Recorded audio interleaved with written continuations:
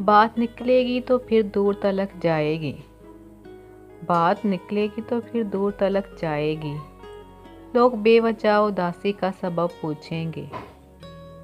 ये भी पूछेंगे तुम इतने परेशान क्यों हो, जगमगाते हुए लम्हों से गरेजा क्यों हो। उंगलियां उठेंगी सूखे हुए बालों की तरफ, एक नज़र देखेंगे गुजरे हुए सालों की तरफ। चूड़ियों पर भी कई तंज किए जाएंगे, कांपते हाथों पर भी फिक्रे कसे जाएंगे।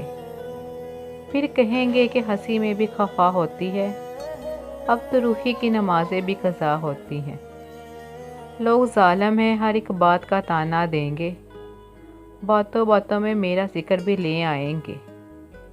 इनकी बातों का ज़रा भी असर मत लेना, वरना चेहरे के तासुर से समझ जाएंगे।